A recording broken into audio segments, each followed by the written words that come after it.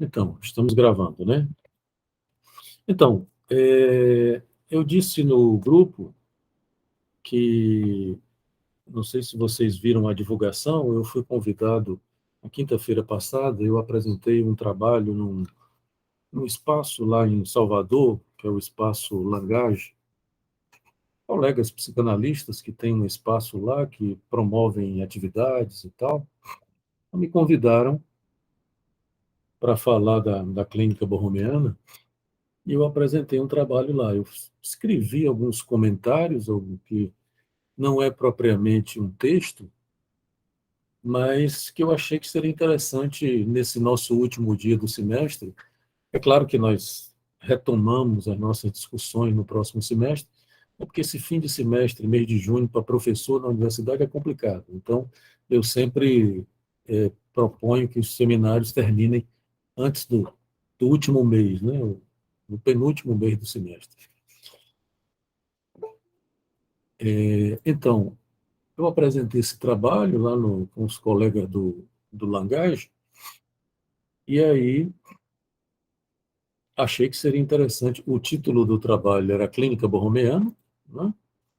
E, portanto, tem tudo a ver com o nosso tema, né? E então eu achei que seria interessante também apresentar aqui para vocês de uma maneira até mais demorada, né? Porque lá eu tinha meia hora e 40 minutos para apresentar, eu meio que foi uma leitura comentada, um comentário lido, que, como eu disse para vocês, não é propriamente um artigo, um texto ainda, são comentários, que são textuais, alguns, né, mas que eu fui comentando à medida que eu fui apresentando. Então, achei que seria interessante apresentar para vocês nesse momento, tá? E para a gente finalizar o nosso seminário nesse semestre e já pensar no próximo. Ok? Tudo bem? Podemos fazer isso?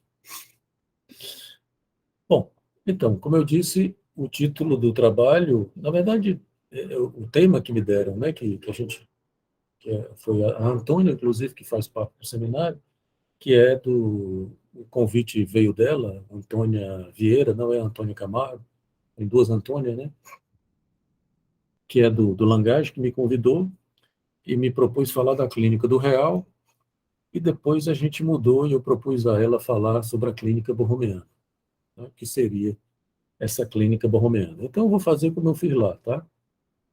A Rafael está pedindo para entrar. Ué, não está aparecendo para mim aqui. Quem foi que colocou a mensagem? Ribamar, diga a ela que não está aparecendo para mim aqui o pedido dela. Diga que ela clique no link que eu coloquei no WhatsApp, porque quando alguém solicita a entrada, aparece aqui para mim, não está aparecendo. Solicitação dela. Tá bem? Depois você confirma se deu. Bom, a gente vai confirmar porque ela vai entrar, né? Claro. Bom, o Carlos está entrando aqui. Bom, enfim, como eu disse, eu vou ler esses comentários e comentar a leitura desses comentários, mas vocês também fiquem à vontade para interromper, perguntar, tirar qualquer dúvida que apareça, tá bem? Como eu disse, eu vou apresentar de maneira mais lenta, né? Porque aqui a gente vai ter mais tempo para essa leitura e, ao mesmo tempo, ir comentando, tá bem? Então, vamos lá. O que me permite propor e aceitar a ideia de uma clínica borromeana? Se houver, como chegamos a esse ponto? E como se caracterizaria essa prática? Quais suas originalidades? Quais suas diferenças? E a qual clínica ela se oporia caso se trate de uma oposição? Ela seria uma outra clínica? Aqui, a Rafaela entrando. A prática psicanalítica tem seus tempos, que podem ser considerados a partir da formalização teórica da clínica. Como disse Carlos Ruiz, que é um psicanalista argentino, que já faleceu, mas trabalhava muito com topologia, a gente tem aí uma série de apostilas dos seminários dele. O Ruiz diz uma coisa interessante, que ele diz que a teoria é o suporte escritural da prática. Bom, podemos pensar, então, a clínica borromeana como um desses tempos e avanços desses aparatos de formalização da prática. Se vocês lembram, por exemplo, devem lembrar do Freud, tanto no início do recordar, repetir, elaborar, como no início do além do princípio do prazer, o Freud faz uma certa periodização da clínica, né? Ele apresenta, olha, a clínica era assim, no começo era a clínica do recordar, depois deixa de ser, passa a ser... Oi, Carlos, tudo bem? Passa a ser a clínica da resistência e tal. Ele faz isso no começo do recordar, repetir, elaborar, e faz a mesma coisa no início do além do princípio do prazer, né? Então, a clínica borromeana seria um tempo, né, desses avanços, dessa formalização da prática. A topologia das cadeias borromeanas, que é o que nós estamos estudando aqui, foi a última tentativa de Lacan de propor uma escritura do real, e certamente a mais feliz.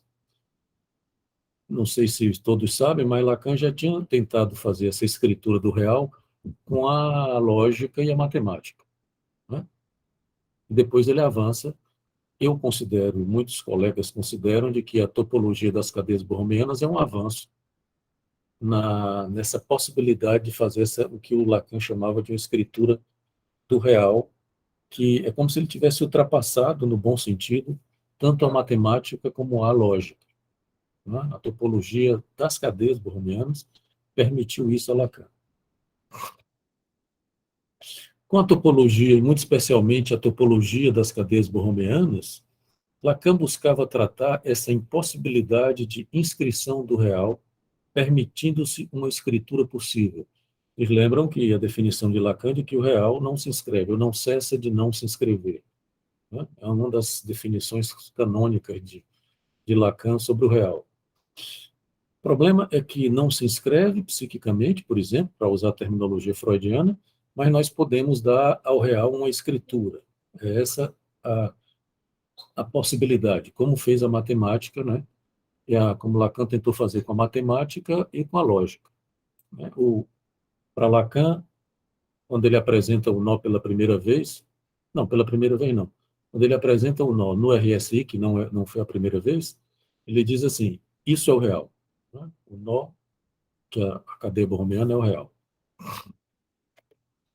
Lacan tinha se encantado com a matemática e a lógica, que definia como a ciência do real, a lógica e a matemática como a ciência do real. Mas se deparou, aí está entrando gente aqui, mas se deparou com a possibilidade de ultrapassá-las, a lógica e a matemática, a partir das cadeias borromeanas. Depois eu vou voltar a isso, né? Quanto à ideia de que ela seria uma outra clínica, eu diria que sim e não. Ou seja, ela é uma outra clínica e não é uma outra clínica. Vou me explicar. Ela não é outra clínica porque resguarda a originalidade e a singularidade do sujeito e da experiência freudiana. Lá, quando eu apresentei no Langage, na quinta-feira passada, rolou essa discussão depois, né, de que, afinal, se a gente passa a trabalhar com a topologia das cadeias borromeanas e com a clínica borromeana, se a gente joga fora as outras clínicas, né? E que, obviamente, não se trata disso. Mas, de todo modo, por exemplo, a gente tem que considerar que uma clínica, por exemplo, sustentada na lógica fálico-edípica, ela passa a ser um tanto quanto limitada para trabalhar de determinadas formas, tá? Depois desses avanços todos, depois do objeto A, depois da sexuação, depois da topologia borromeana, né? Ela se torna insuficiente, vamos dizer assim, para as questões que é parecido com a passagem de Freud da primeira tópica para a segunda, né? Freud não abandona a primeira tópica quando vai para a segunda, mas a primeira tópica é insuficiente para falar, por exemplo, de pulsão de morte, né?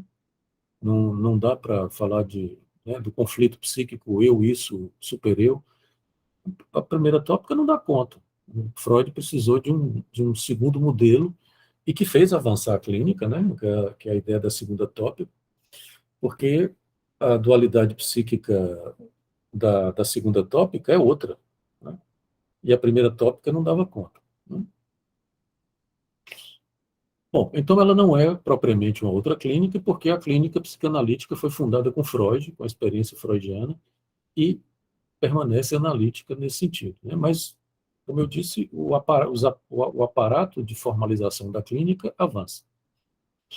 Além do que, a sua a gestação dessa clínica borromeana, provém ou advém de movimentos muito próprios de tempos anteriores. A gente não pode achar, por exemplo, a própria ideia de escritural real já existia antes da topologia das cadeias borromeanas, né? Lacan já começa a fazer isso com a matemática e a lógica. Então, já vem de antes. Quer dizer, não é uma ruptura, uma novidade, não é de uma originalidade absoluta que rompe com tudo que veio antes. Isso é bobagem. Rolou lá também no Langage uma discussão sobre essa história do último Lacan, né? Eu não sei se vocês sabem, tem uma polêmica de que o Millet teria apresentado isso lá em Buenos Aires e rolou uma briga, uma discussão sobre isso, de se o último Lacan implicaria você abandonar os outros tempos da obra de Lacan, né? O Lacan do simbólico e tal, o que é uma bobagem, né? Que não é dessa ordem. A gente vê que, por exemplo, toda a lógica fálica ainda está aqui na topologia das cadeias borromeanas, mas elas, obviamente, deixam de ser o referencial principal. Eu vou já falar disso, né? Não é, por exemplo, eu vou dizer isso aqui, a estrutura não é mais sustentada pelo significante e nem tampouco pelo significante falo em nome do pai, como era, tanto em Freud como no primeiro Lacan, para usar essa terminologia meio infeliz, né? Mas a lógica fálica permanece. De outra maneira, mas permanece. E eu comentei lá, né, que essa semana, para dizer como os avanços, eles de alguma maneira já estão meio que sendo gestados em tempos anteriores, eu me deparei, eu estou lendo um livro do Ferencz, que é um psicanalista belga, que infelizmente não tem nada dele em português, só tem em francês ou em espanhol, que é um livro que se chama Leitura do Saint-Homme, que está em francês. E ele diz uma coisa interessante, de que o Lacan, quando o Lacan inventa o objeto A, ele teria inventado a cadeia borromeana. Eu deixei essa questão para discussão, né? Rolou uma discussão sobre isso, eu vou deixar para vocês também. Eu devo antecipar que eu não concordo plenamente com isso, né? Essa ideia me serve para mostrar isso que eu estou dizendo, de que, por exemplo, a lógica, o tratamento que a topologia das cadeias borromeanas dá ao real, ela já começa a ser feita em tempos anteriores, como, por exemplo, na escritura lógica e matemática com a qual Lacan trabalhou. Mas eu não concordo que seja assim, né? Lacan teve um tempo, precisou de um tempo de trabalho e de elaboração para chegar nas cadeias borromeanas, né? Obviamente que se ele não tivesse inventado o objeto A, ele não teria chegado nas cadeias borromeanas. Aí eu concordo com o Ferencz, né? Mas não acho que seja propriamente. Eu não, talvez eu não sei o que é que, ainda não entendi bem o que é que o Ferencz quis dizer com isso. Mas não acho que seja, obviamente, uma coisa propriamente determinante, né? No momento em que ele inventou o objeto A, ele inventou a cadeia borromeana. Bom, de todo modo, vou deixar essa discussão aí para a gente matutar com ela, né? Bom, além disso tudo, né, isso eu estou ainda argumentando por que ela não é outra clínica, né? Tá? Que ela permanece sendo a clínica psicanalítica. Quer dizer, por outro lado, a obra de Lacan não avança como um progresso. Lacan não gostava desse termo, progresso, né? Ele usa avanços e não progresso. Bom, deixa eu ler de novo. A obra de Lacan não avança como um progresso de um momento anterior para um melhor desenvolvido. A ideia de desenvolvimento também não é boa. O que podemos encontrar são deslocamentos numa episteme ou numa lógica discursiva na obra de Lacan. Quer dizer, existem deslocamentos na obra, como houveram, por exemplo, na obra de Freud. Isso a gente não pode recusar. Mas não é propriamente que você tem um momento mais desenvolvido, menos desenvolvido para um mais desenvolvido. Não é porque, por exemplo, é como eu disse, se a gente tomar novamente a ilustração que eu fiz da passagem de Freud da primeira para a segunda tópica, né? Quer dizer, não é que a primeira tópica tenha sido destruída ou dissolvida. Ela se mantém na segunda tópica de outra maneira. Ela só é insuficiente para falar das questões que Freud abriu a partir do além do princípio do prazer, por exemplo, né? Mas ela entra na segunda tópica de outra forma, ela é, não é, remodelada, ressignificada, talvez, reposicionada, talvez seja o termo melhor. Então, eu ouso propor que essas clínicas todas da psicanálise, esses tempos todos da clínica psicanalítica, são tempos da práticas que eu considero que são suplementares, no sentido da suplência. Dessa suplência que a gente tem trabalhado aqui no nosso seminário, né? A ideia de que, como eu disse para vocês, de que a estrutura, ela implica sempre uma suplência porque ela é esburacada. Então, é como se você dissesse de que os aparatos de formalização da prática são sempre insuficientes. Então, você está sempre tendo que fazer uma suplência, um avanço, para dizer de certas questões que foram reelaboradas ou postas, né, que ainda não tinham sido. Tá? Bom, eu queria sugerir para vocês de que um dos critérios que devem caracterizar o lugar dessas clínicas, ou a posição dessas clínicas, seria o lugar onde elas colocam o real. Isso é uma discussão interessante. Eu vou voltar mais adiante, mas no encontro passado eu comentei a crítica de Lacan.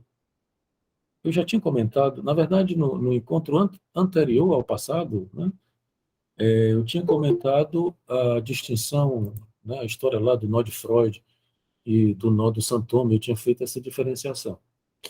Na aula passada, eu comentei a crítica que Lacan faz, eu tirei algumas consequências dessa diferença do nó de Freud para o nó do Santome, né, de Lacan, que equivale à nominação do simbólico e à nominação do real, que eu já disse isso para vocês na aula anterior.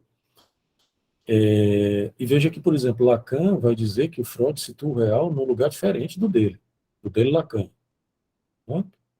Lá naquela posição não sei se vocês lembram, naquela posição dos empilhamentos das dimensões, né? Que para o Lacan, o Freud colocaria o real embaixo, o imaginário no meio e o simbólico em cima, né? E com isso ele teria dado uma predominância do simbólico ao real. E o Lacan vai propor outra coisa, vai propor que o real precisa estar em cima do simbólico, né?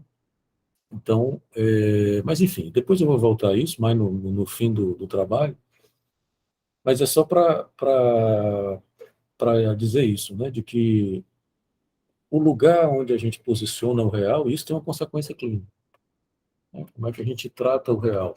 Porque Lacan, inclusive, já tinha dito isso, quando no seminário 17 ele fala dos discursos, né? Ele vai dizer isso, os discursos eles são determinados pela forma como tratam o real, eles são aparatos de gozo, né? São aparelhos de grafia do gozo, e então eles podem ser definidos de acordo com como se coloca, de onde cada discurso do mestre, da histérica, do analista e do universitário, onde é que eles colocam o real, né? Bom, vou pular isso aqui.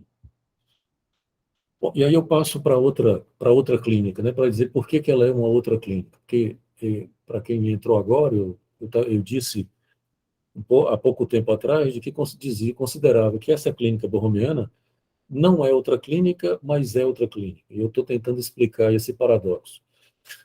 Já expliquei por que eu achava que não é outra clínica, que ela continua sendo uma clínica psicanalítica, né? E agora eu estou tentando, vou começar a dizer por que eu acho que ela é outra clínica. Tá? Primeiro, porque a prática psicanalítica é sempre outra. Porque implica a singular do sujeito e porque cada analista deve reinventar a psicanálise que pratica, como disse o Lacan. Ana, Aninha, Ana Cristina, levantou a mão, diga aí quem é. Ana Cristina?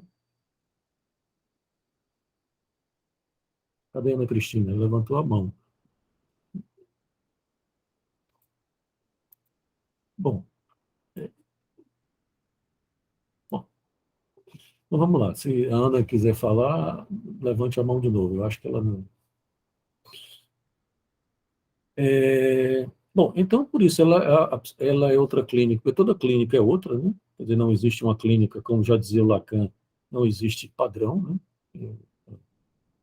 Não existe um padrão da clínica psicanalítica, ela é sempre singular, portanto, é sempre outra. Cada analista precisa reinventar a psicanálise que pratica, que é uma frase do Lacan, e porque a formalização da prática avança produzindo consequências na direção do tratamento. A gente vê, por exemplo, no seminário 24, por exemplo, Lacan vai propor um outro fim para a análise. Até, não sei se eu comento isso aqui, agora não me lembro mais, mas enfim. Até então, a apresentação das cadeias borromeanas, Lacan falava da ideia do atravessamento do fantasma. Não é que ele jogou isso fora, mas ele vai, a partir daqui, ele trata o fantasma de outra maneira, né? Ele vai ter que situar o fantasma, inclusive, no nó. Mas, no seminário 24, ele vai propor um outro fim da análise, que é a identificação com o sintoma. Quer dizer, é uma proposta, inclusive, inusitada e estranha, né? Se identificar com o sintoma. Mas eu não vou discutir isso agora, a gente pode discutir isso no próximo semestre. Mas é só para dizer de como esses avanços, eles têm consequências na direção do tratamento, né? E, por exemplo, na suposição de onde é que uma análise pode chegar, onde deve chegar, esse deve aí, com todas as aspas. Tá? Bom, o outro motivo é que, como eu disse para vocês, fiquem à vontade para parar, tá? Porque eu estou fazendo essa mesma apresentação que eu fiz lá, mas com mais tempo, então a gente pode parar e conversar. A adjetivação, o outro motivo que eu digo que é outra clínica, é que a adjetivação borromeana indica uma série de efeitos e deslocamentos dos principais operadores da clínica na obra de Lacan, tais como o inconsciente, a linguagem, o sintoma, o gozo, a concepção de estrutura e tantos outros. Quer dizer, o inconsciente, com o qual a gente trabalha na topologia das cadeias borromeanas, ou sim, para usar só o inconsciente e o sintoma, não são absolutamente mais os mesmos. No semestre passado, a gente falou muito disso, né? Nós não estamos mais trabalhando, por exemplo, unicamente com a ideia de um inconsciente estruturado como uma linguagem, como um inconsciente cadeia significante.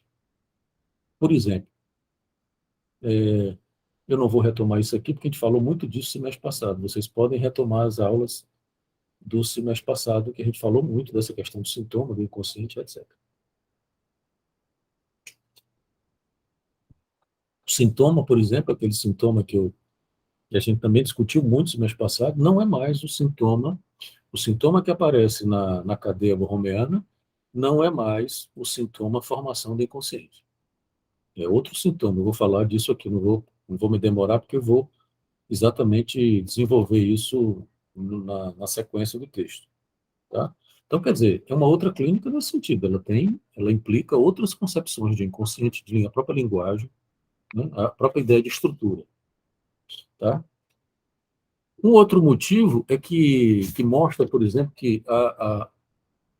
é que eu considero que o encontro de Lacan com a cadeia borromeana e sua utilização a partir do seminário 19, né, a partir do 19, que Lacan se deparou com, no 19 ele se deparou com o nó. Na verdade, ele só começou a tirar as consequências mais radicais do nó ou da cadeia, né, no seminário 21, e daí até o fim, né?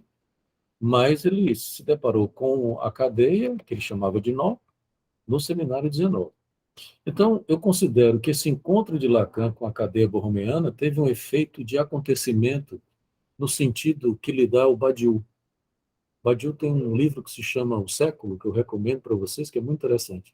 Ele vai falar disso, né? A ideia de um acontecimento que é muito parecido com a ideia de ato em psicanálise. Não é a mesma coisa, porque Badiou é um filósofo trabalhando com outras coisas, né? Quer dizer, é uma coisa que tem consequências que são rupturais, de alguma forma, né? promovem não unicamente uma continuidade, mas também algumas rupturas, como, por exemplo, essas concepções do inconsciente e tal.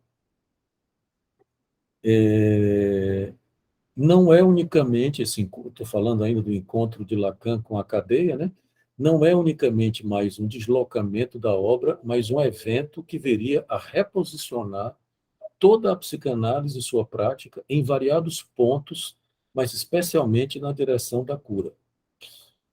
Eu também vou só fazer outro comentário. A gente está trabalhando aqui na universidade, nosso grupo aqui na universidade, com essa discussão entre gênero e psicanálise, e é muito difícil você trabalhar com a Butler, por exemplo, com o que a Butler fala da psicanálise. Ela tem críticas imponentes e importantes e interessantes à psicanálise, que fazem a psicanálise se politizar e se questionar em uma série de coisas. Mas a Butler tem um problema, ela trabalha com a psicanálise com o Lacan, com o primeiro Lacan, né, com o Lacan da cadeia significante, com o Lacan do falo.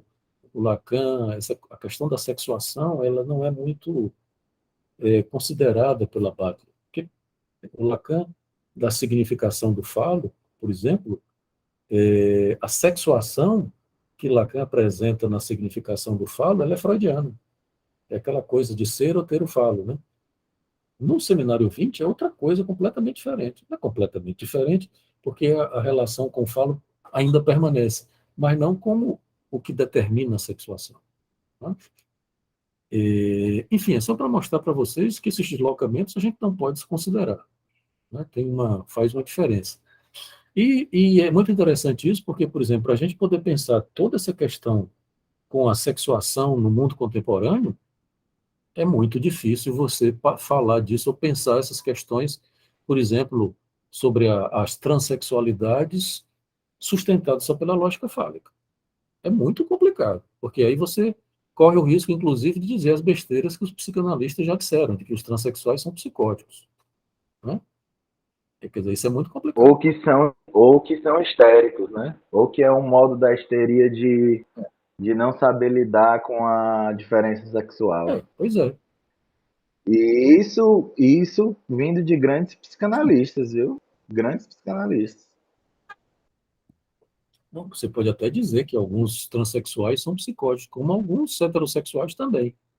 Né? Mas não é insustentável hoje essa ideia de que os transexuais são psicóticos, como se fosse assim, é uma salvação da psicose, a transexualidade. Né? Quer dizer, o transexual seria quase que uma suplência para não psicotizar, faria uma transexualidade. Né? Essa tese, você pode até encontrar em determinados casos algo dessa ordem, mas tomar isso como uma tese geral para explicar a transexualidade é insuficiente. Então, por exemplo, toda a crítica dos estudos de gênero é muito importante para reposicionar a psicanálise disso. Como é que a psicanálise se reposiciona?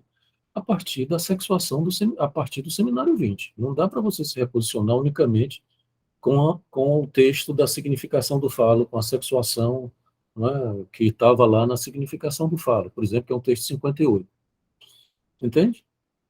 Se você fosse atender um transexual, eu tô obviamente supondo, fazendo um exercício teórico clínico. Você atender um transexual com a clínica edípico-fálica é uma coisa. Atender um transexual com a clínica da sexuação e com o gozo feminino e etc. é outra coisa. Né?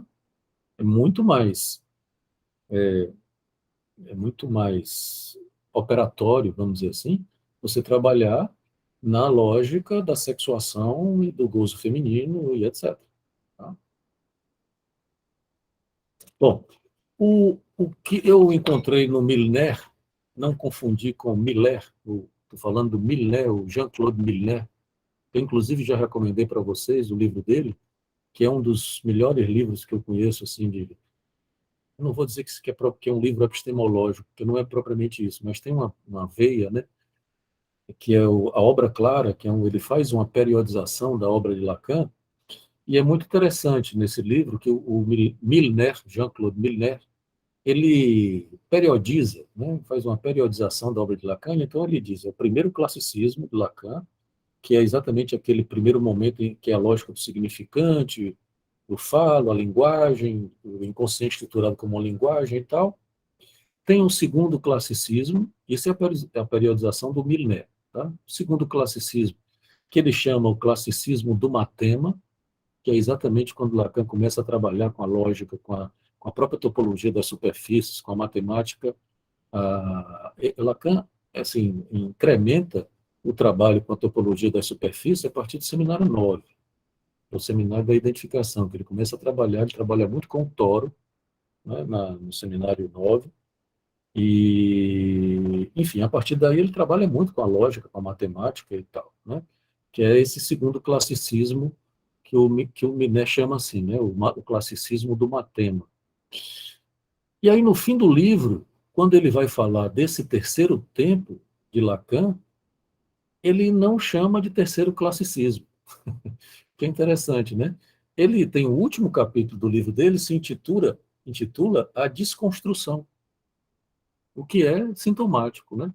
Quer dizer, não é propriamente o encontro de Lacan com a topologia borromeana produz uma desconstrução que o próprio Minet vai dizer que Lacan ultrapassa a ideia de matematização e vai fazer uma abolição do matema. Quer dizer, não é qualquer coisa.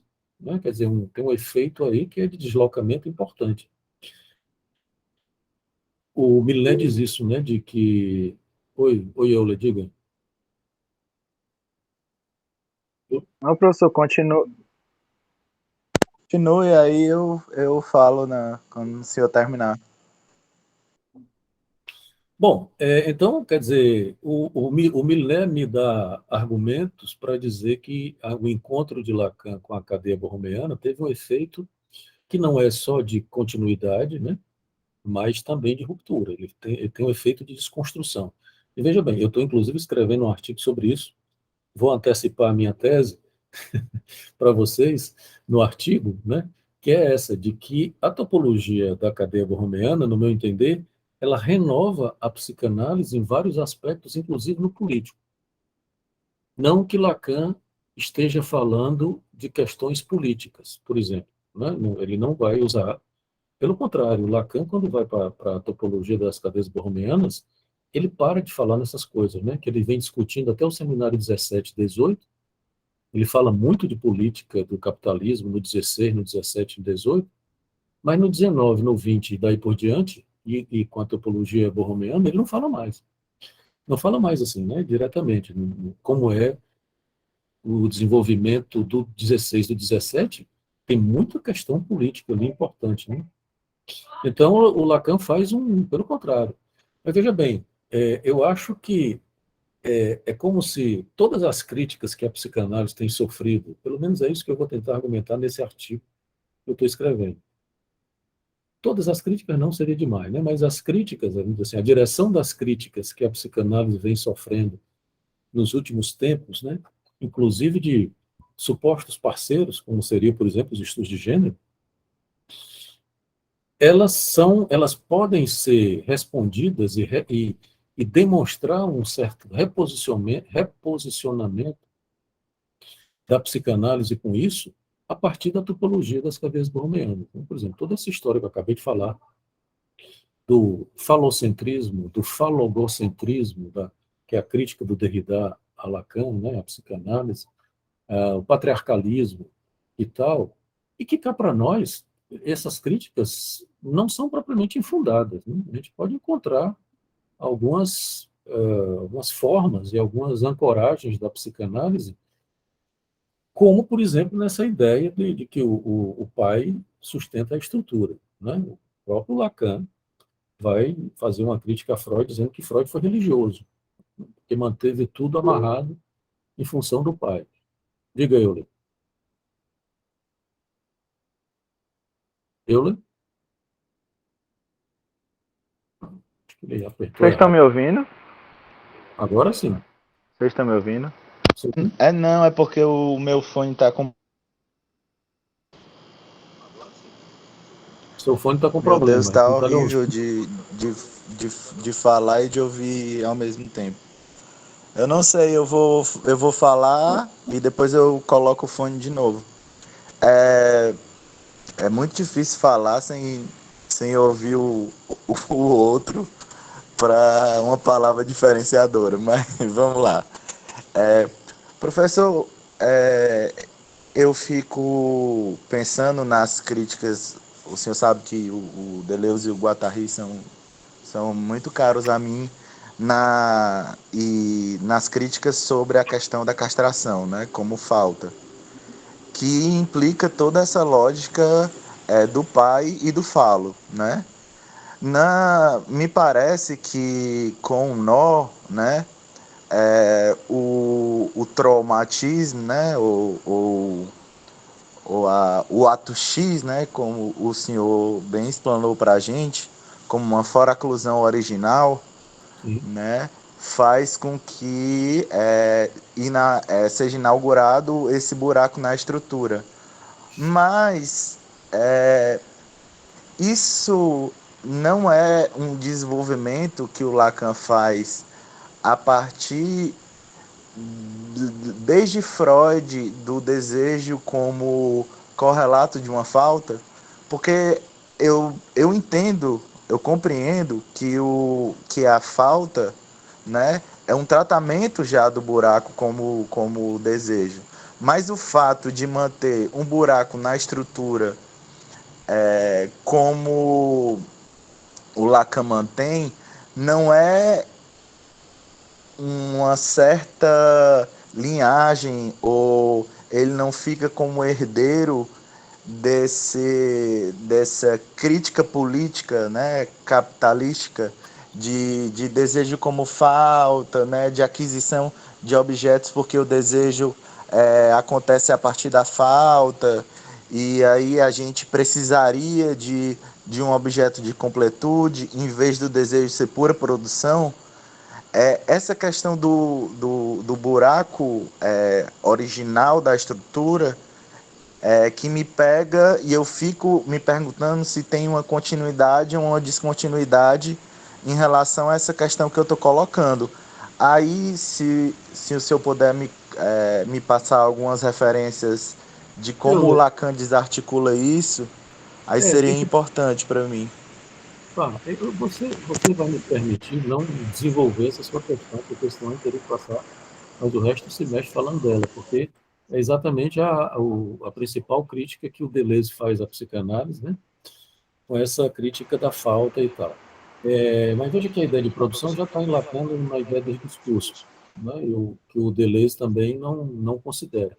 E também, eu vou só lhe dar uma resposta rápida, porque senão a gente vai fugir muito do tema aqui, para entrar nessa discussão com o Deleuze. O Deleuze, ele supõe que a falta produz uma ontologia, e não é verdade, né? A falta não produz nenhuma ontologia. E o Lacan deixa isso muito claro. Mas depois eu vou lhe recomendar um livro do Zizek, que o Zizek não é, ele faz críticas pesadas ao Deleuze, especialmente ao Anti-Édipo. Ele vai dizer que é o pior livro do Deleuze, o Anti-Édipo. Eu, particularmente, não concordo, mas depois eu vou te recomendar as críticas que o Zizek faz a ele, tá? Então você vai me permitir não desenvolver isso aqui agora, que senão a gente vai se demorar muito e vai fugir do tema, tá certo? Mas só da recomendação já tá tudo certo já. Tá bom. Bom, então, quais seriam. Você está com o microfone aberto. Tá? Quais seriam os deslocamentos, né, que permitiram esses avanços da cadeia borromeana? Né? Então, eu vou falar para vocês de alguns, não são todos, obviamente, eu poderia falar de vários outros. Né? O primeiro movimento que vocês já conhecem são grandes deslocamentos, a gente pode falar de grandes deslocamentos na obra de Lacan e deslocamentos mais menores, né? Mais específicos. Obviamente que a ideia de trazer o real para o núcleo da estrutura é o deslocamento, vamos dizer assim, macroscópico da obra de Lacan. Lacan vai se deslocando nesse sentido, eu acho que todo mundo já ouviu falar disso de uma maneira ou de outra. O Lacan vem lá do imaginário do espelho, passando pelo simbólico, lá do significante, do inconsciente estruturado como uma linguagem, em direção ao real da estrutura, inclusive das cadeias borromeanas. Então, esse é o deslocamento maior, né? que foi, ao mesmo tempo, causa e consequência de tantos outros deslocamentos, né?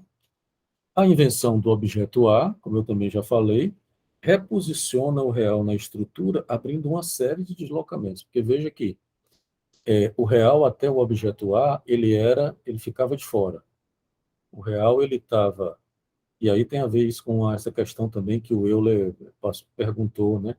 Uma resposta possível ao Deleuze. O real até então, até o objeto A apareceu no seminário 10, né? Ele era ele ficava de fora. Você tinha uma composição do simbólico e do imaginário que encobria o real, né? Então o real ficava sempre encoberto e do lado de fora. E é como se o real não tivesse maiores... Lacan não é que ele não tivesse, mas Lacan não retirava as consequências mais radicais do real. Com o objeto A se apresenta aí como fazendo parte da estrutura e causando a estrutura. Quer dizer, o objeto A, ele passa a ter que ser extraído da estrutura, para que a estrutura possa aparecer. Quando ele vai trabalhar com o cross-cap, ele vai fazer exatamente os dois cortes do cross-cap, que é exatamente na segunda volta, no segundo corte do cross-cap, aquela cabecinha do cross-cap cai, né? Que equivale exatamente ao objeto A. Quer dizer, o sujeito vai precisar de uma operação de extração do objeto A da estrutura para que a estrutura se apresente, né? Então tem uma produção aí, inclusive, né, para voltar à questão do eu. Mas, obviamente, que o objeto A, quando ele surge a partir do seminário 10, ele é uma referência, né? É um dos movimentos que abriu uma série de deslocamentos, né? Então, eu vou tomar aqui a concepção de estrutura e de linguagem para ilustrar exatamente esses movimentos e as mudanças de lá para cá, tá? A gente falou muito disso também semestre passado, mas eu vou retomar algumas discussões que a gente fez semestre passado. No primeiro momento de sua obra, que o primeiro momento que eu estou me referindo é esse momento mais onde o simbólico ela era mais proeminente, né? Em um primeiro momento de sua obra, ainda influenciado pelo estruturalismo, especialmente pela linguística, Lacan formula seu axioma onde afirma que o inconsciente é estruturado como uma linguagem. Isso também todo mundo conhece. Aqui, a noção de estrutura se confundia com a estrutura de linguagem. Veja que hoje não se confunde mais. Ficando o real posicionado fora das possibilidades de significação. Foi isso que eu acabei de dizer. O real ficava de fora, né? Esse primeiro tempo da clínica funcionava tendo como base as operações de significação estabelecidas pelo par S1 e S2, metáfora e metonímia. Vocês conhecem isso, né? A tradução que Lacan faz do deslocamento e da condensação do Freud na, na forma linguística pela metáfora e metonímia. Metáfora e metonímia descreviam e abalizavam os movimentos da estrutura que era concebida como uma cadeia significante. Vejam como a supremacia do simbólico era bem proeminente, né? Bem destacada. A supremacia do significante, ou melhor, havia uma supremacia do significante, e eu diria uma suficiência do significante para representar o sujeito.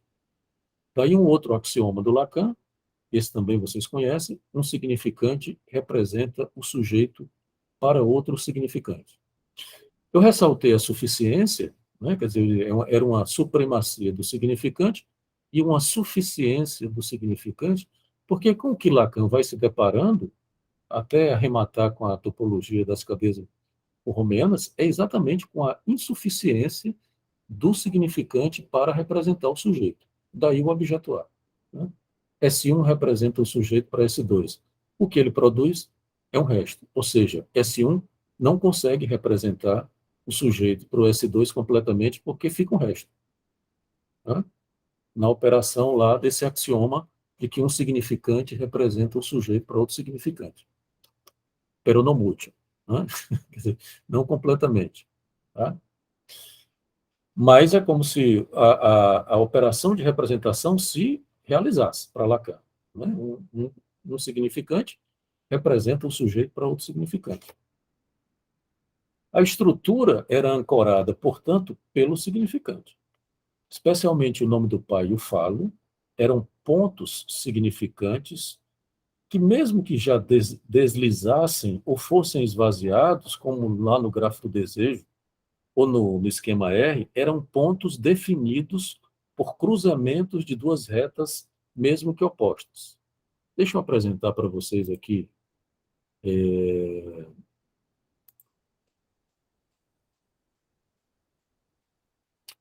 Não, não é. Quando a gente apresenta, é uma janela, não é isso? Está aqui.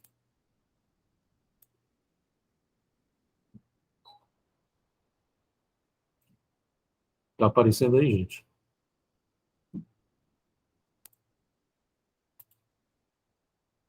Está aparecendo? Aparecendo. Então, veja bem, quer dizer, Tá assim. Isso aqui é o famoso esquema R, que aparece lá no seminário 2. Né? Veja que aqui você vai ter o simbólico, o real e o imaginário. O real aqui ainda não é propriamente. Estão vendo minha setinha aqui, né?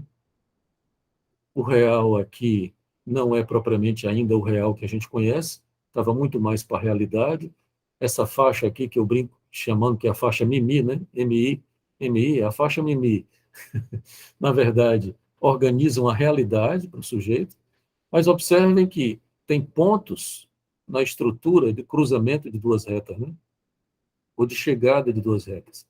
E, fundamentalmente, o falo, né? E o pai, que aqui o falo nesse ponto, e o pai no outro, eram o que sustentava a estrutura. Né? Tanto é que, no seminário 3, quando Lacan solta o falo e o pai, o esquema R se transforma no esquema I, que é o esquema da psicose. Né? Quer dizer, se você solta esses dois pontos aqui do falo e do pai, isso se entorta, isso se torna um S, né? Que é o esquema I. Né? E a estrutura se deforma, vamos dizer assim. Então, quer dizer, eram dois significantes que, deixa eu apresentar aqui também veja que no grafo também, né? Está aparecendo o grafo aí, né? Vejam que no grafo também você tem pontos de cruzamento de retas, né? Por mais que isso aqui deslize, né? Porque no grafo isso aqui desliza, vai para lá, vai para cá. Mas tem pontos de ancoragem na estrutura, né? Pontos de amarração da estrutura. E isso é interessante, né? Quer dizer, que inclusive são definidos pelo significante. Quer dizer, por mais que, por exemplo, o S de abarrado que está aqui nessa ponta é a falta de um significante no outro, né? Mas é a escritura dessa falta de um significante no outro. Tá certo? Vou parar a apresentação aqui para ficar melhor da gente se ver. Tudo bem? É só para mostrar como a estrutura era amarrada e sustentada pelo significante. Tá? Chamo a atenção para o ponto, que eu falei aqui, né? Um ponto de cruzamento de duas retas. Eu chamo a atenção para o ponto porque, como veremos, né, na topologia borromeana, o que sustenta a estrutura não é um ponto, nem tampouco um significante, mas um buraco, que é o triskel. Vou ter que apresentar de novo. Peraí.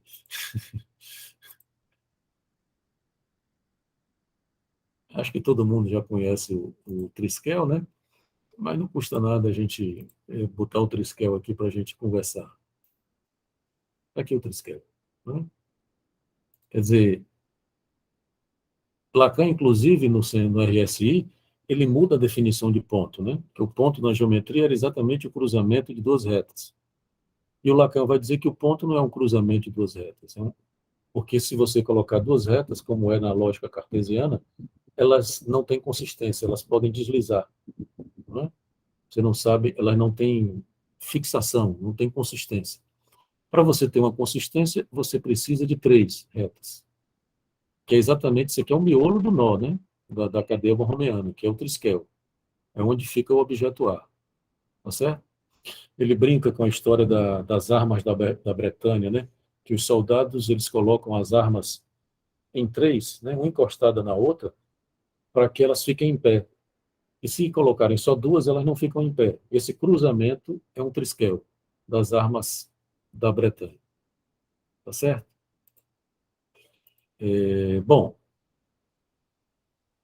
portanto, não é um ponto, né, que sustenta a estrutura, não é mais um ponto como esse cruzamento de duas retas, mas um triskel que não é uma nova definição de ponto, mas que não é mais um ponto significante, é um ponto buraco. Né? Quer dizer, veja que isso é muito interessante, porque pode parecer pouco, mas não é. Você dizer que a estrutura está sustentada num ponto significante e dizer que a estrutura está sustentada num buraco faz uma diferença importante, na clínica, inclusive. Né? Porque se o ponto é o nome do pai, por exemplo, você poderia ter uma clínica que busca uma certa simbolização ou submissão do sujeito ao significante nome do pai.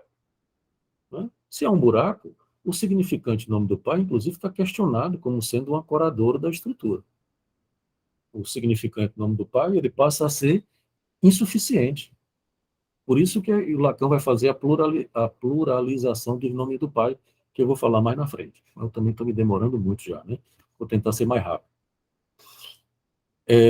O significante nome do pai era a baliza privilegiada que sustentava a estrutura sem o qual o sujeito incorreria numa psicose, que é isso que ele vai fazer, que desamarra o esquema R e o esquema R se transforma no esquema I. Bom, eu falo do ponto exatamente que Lacan troca o ponto significante pelo ponto buraco, né? E faço esse comentário que eu acabei de fazer, de que dizer que é sustentada por um buraco e não por um significante faz toda uma diferença. Bom, esse comentário do Freud eu vou voltar, tá? Bom, e como é que esses operadores clínicos, a própria ideia de estrutura é concebida na topologia das cadeias borromeanas, né? Não, desculpa, ainda estou falando desse primeiro tempo. Como é que esses operadores clínicos eram concebidos no primeiro tempo, e não na cadeia borromeana, tá? Veja, o inconsciente era concebido como uma cadeia significante S1, S2, onde habitavam saber e sentido.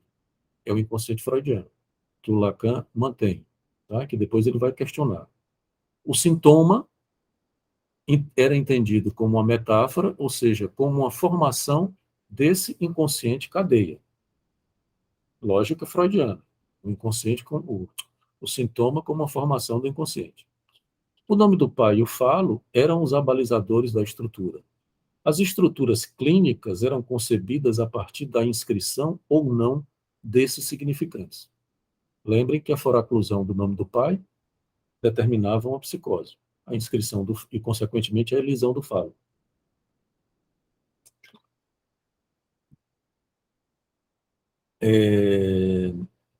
Isso é muito interessante, isso é um capítulo à parte, que a gente pode depois conversar, que é exatamente o efeito que isso teve na ideia de psicopatologia, entre aspas, né, na psicanálise. Esse próprio termo psicopatologia é muito ruim, porque não acompanha a ideia clínica psicanalítica, porque, como eu já disse 1000 vezes para vocês, sintoma e estrutura não são psicopatologias. Né? Sintomas, você pode até dizer que são suplências, nominações ou sintomas, mas não são patologias. É a forma que o sujeito conseguiu sustentar a sua estrutura. Na aula, essa semana lá na faculdade, eu estava comentando a figura do diabão. Vocês sabem quem é o diabão? É uma figura que vocês encontram aí na internet, que é o cara que fez mais modificações corpóreas no Brasil. Então, ele tem a imagem dele é de um diabo.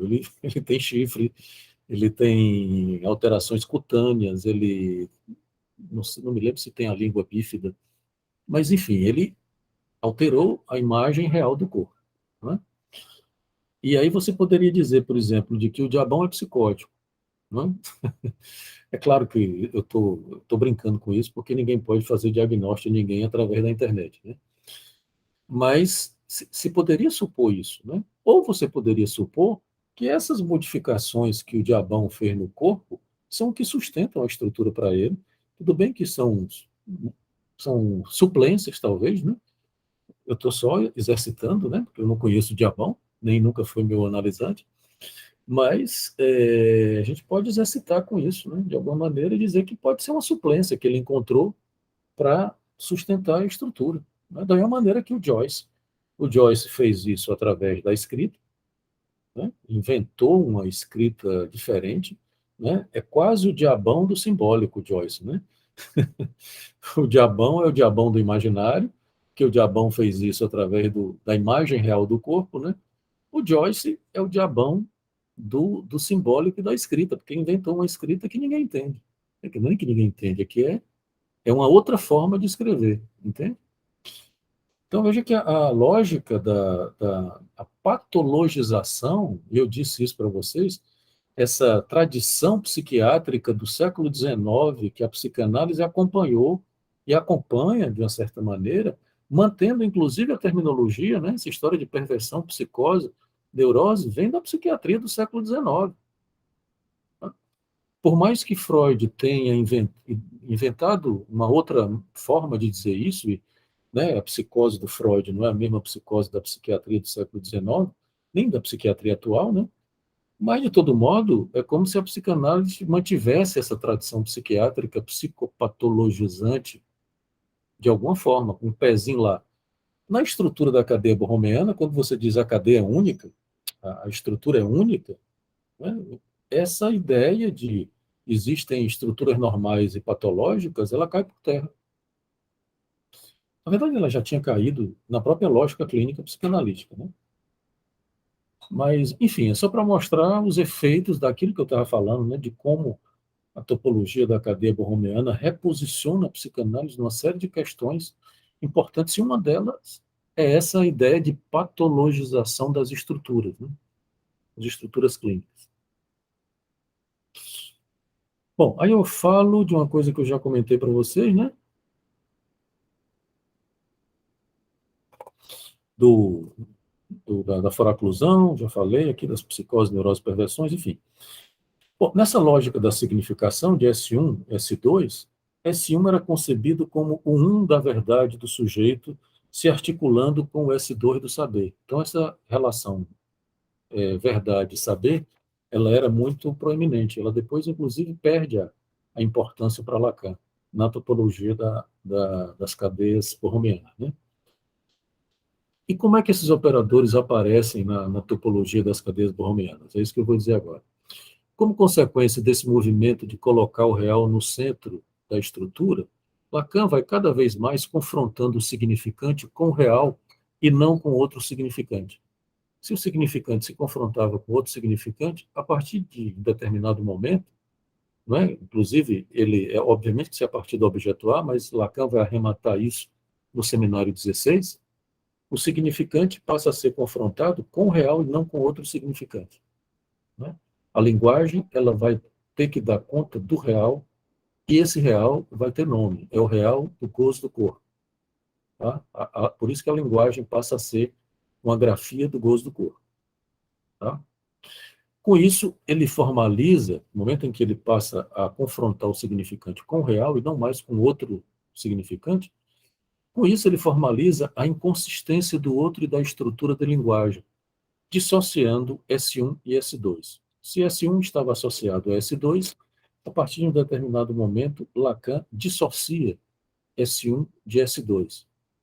No seminário 16, ele demonstra, na lógica do par ordenado, que S1 nunca chega a S2. A operação de representação nunca se realiza. Por exemplo, ele mostra, eu não vou fazer o par ordenado aqui, porque eu teria que apresentar a teoria dos conjuntos, é muito complicado. Eu vou só dizer para vocês o quê? Que se você pega o 1 e o 2, os números, por exemplo, você matematicamente, entre o 1 e o 2 tem um espaço infinito. Né? Quer dizer, o 1 nunca chega no 2, porque entre o 1 e o 2 existem números infinitos. Isso é muito interessante. Né? Lacan está trabalhando nessa época ainda com a matemática, né? No seminário 16. Tanto é que ele pega o par ordenado para mostrar isso. O S2, ele é S1 e S2, porque o S2 é o conjunto de todos os significantes, né? Então, o S2, ele sempre pode ser desdobrado em S1, S2. Então, quando você desdobra S1, S2, fica um S2. Esse S2 pode ser desdobrado em S1 e S2. Fica um S2. Esse S2, e por aí vai, né? Isso é a lógica do pau ordenado que Lacan demonstra no seminário 16, que S1, quer dizer, o S2 não existe. Você vai ter sempre uma cadeia de S1, que na frente do S1 você vai ter um buraco, e não S2, né? Que é exatamente o infinito. Você tem que escrever N mais 1, né? Que é um buraco. É o nome, N mais 1 é o nome do buraco. Se vocês quiserem, é o nome do infinito, né? O objeto A é o nome do buraco, né? Tudo bem, gente? Aí tá claro isso? Isso não é uma coisa propriamente simples. Se tiverem dúvida...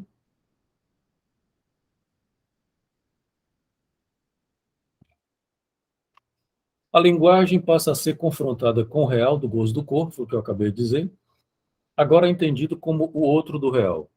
O outro, que era o outro do simbólico, isso eu também já conversamos sobre isso, não sei se esse semestre ou no semestre anterior.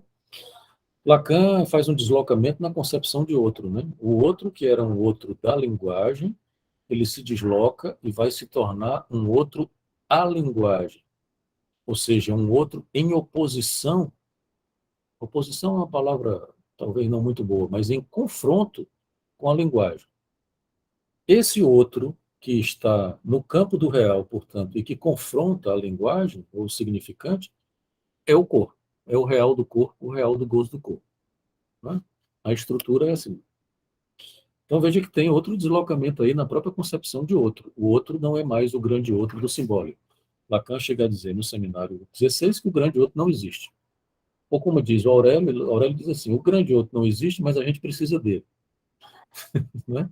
A gente precisa dele para poder culpar, né, xingar, dizer que a culpa é dele, que não fomos nós que fizemos todas as besteiras na nossa vida, a culpa é do pai, da mãe, não vou nem dizer que é do Bolsonaro, porque a culpa é do Bolsonaro mesmo, né? Mas, de todo modo, a gente precisa do outro, né? Bom, essa dissociação entre S1 e S2 é fundamental para entendermos vários aspectos das apresentações da cadeia que Lacan passa a fazer, a cadeia boêmiana. Lacan divide e reduz o simbólico ao S2. Como se Lacan dissesse assim, tudo que a gente chama de simbólico, nós poderíamos grafar como sendo do campo do S2. O S1 não faz mais parte do simbólico. O S1, ele é muito mais tratado como letra e não mais como significante. Ele está fora da cadeia significante, que é a cadeia do inconsciente. E é por isso que ele vai se tornar um sintoma. S1 está no campo do real.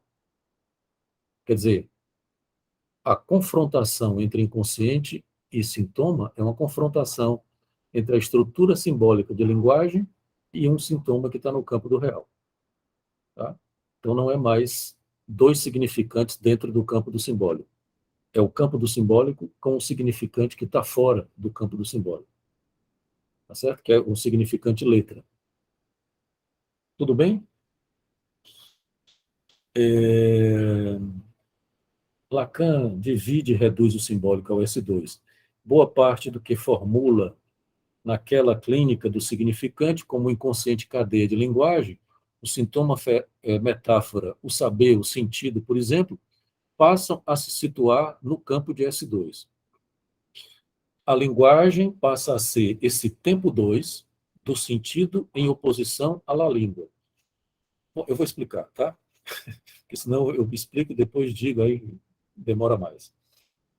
S1 passa a ser um significante excêntrico, eu acabei de falar, fora da cadeia, que se apresenta no real, como um sintoma, mas agora como um sintoma letra, que faz uma grafia do real, e não mais como um sintoma metáfora.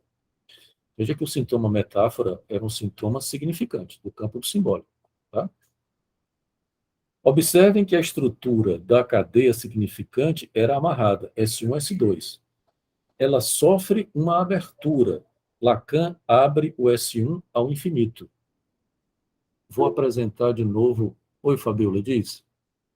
Quando você pergunta, eu vou apresentar aqui a cadeia, o nó, tá? Não, foi Mas sem pode querer. dizer. Aí foi. Então tá. Opa, o que é que eu fiz? Pronto. Tá aparecendo aí o nó, não tá? Deixa eu aumentar aqui na. Como é que a gente aumenta isso? Bom, gente, eu não sei como é que aumenta, não. Vai ter que ficar assim. Vocês estão vendo? Tá dando para ver, não dá? Bem Veja no que cantinho aí em cima. eu vou Sim, mexer aqui no nas cores. celular dá para aumentar com a mão. Tá? É porque é um PowerPoint que eu fiz aqui, eu não sei mexer nessas cores direito, então eu não consigo aumentar. Bem no Mas cantinho, na sua direita. individualmente, a gente pode aumentar com a Não, mão, cada um. tá. Eu consigo Tudo aumentar o bem. meu. Veja que, por exemplo, vocês estão vendo minha setinha, né? Observem que esse desenho que Lacan faz, que ele bota aqui o inconsciente e aqui o sintoma, isso equivale a você abrir o elo do simbólico, né? Como se você tivesse aberto isso aqui, tá? E isso tivesse transformado numa reta, tá? Então, quando Lacan abre a cadeia simbólica, ele abre e transforma a cadeia simbólica, é isso que eu estou dizendo, ele abre o significante ao infinito, né? Deixa de ser S1 e S2, e isso fica a estrutura de linguagem aberta ao infinito, tá? Que é exatamente o que ele vai chamar de enxame, ou S1, ou leçan, né? Que faz essa homofonia com enxame, em francês. Tá? É isso que eu estou chamando de abrir o S1 ao infinito, é essa abertura aqui. Porque lá no RSI o Lacan vai abrir todos os elos, né? Deixa eu ver meu nota aqui, deixa eu abrir um para vocês.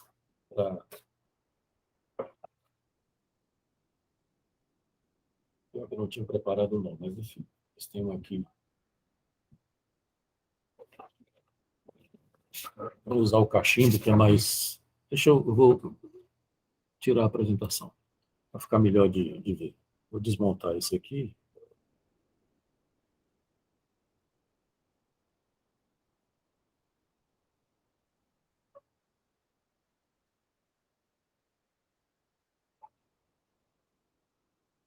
Só um minuto, deixa eu fazer aqui para...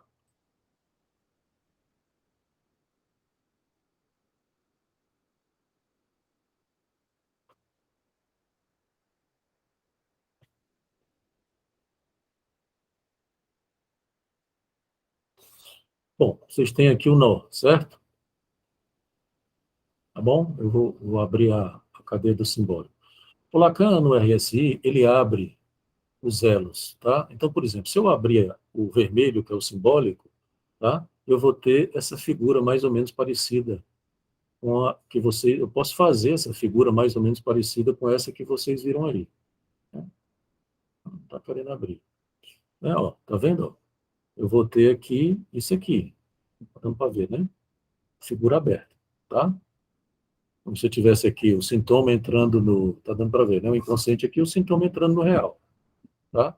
O Lacan vai abrir isso, todas elas você pode abrir porque e elas permanecem, mantêm a propriedade borromeana, porque Lacan trabalha com o matemático Desargues, que afirma que a reta se encontra no infinito, se fecha no infinito.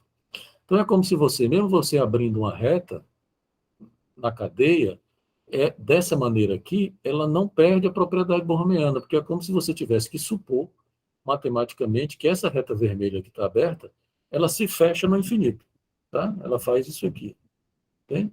Então você pode abrir um elo, não é necessariamente você desfazer a cadeia borromeana, que ela pode se manter, se você fizer assim, isso aqui é considerado uma cadeia borromeana, mesmo com um aberto, tá? Porque é uma reta, uma reta que atravessa borromeanamente os outros dois elos, tá? Se eu fechar aqui, continua sendo uma cadeia borromeana, tá certo? Mas quando você abre ao infinito, porque exatamente você vai ter que considerar que essa reta só se fecha no infinito, só se encontra no infinito. Tudo bem? Então, quando Lacan abre o simbólico, ele abre ao infinito, tá? Bom, essa abertura do um ao infinito, né, vai permitir Lacan redefinir a linguagem como um enxame. Foi isso que eu falei, né? Ele joga com a homofonia entre est-un, em francês, né? Est-un e les-un, que é enxame, para redefinir a linguagem não mais como uma cadeia, mas como um enxame. É como se você dissesse que é exatamente isso que ele vai chamar de la língua. La língua é um enxame de esses-um, né? De est-un, est-un, que é les-un, que é o enxame. Tá? Então, la língua é isso, quer dizer, la língua é um tempo anterior à linguagem.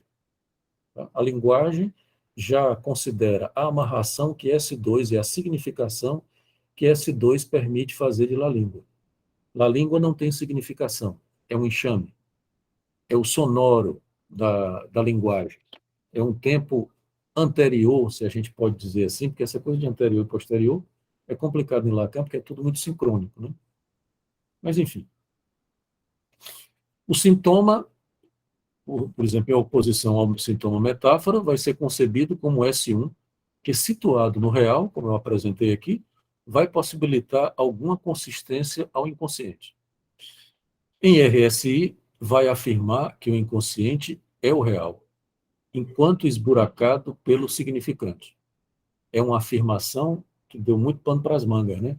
Nessa discussão se o inconsciente é real, o inconsciente real da Colette Soler. Enfim, tem toda uma discussão muito importante e interessante sobre isso.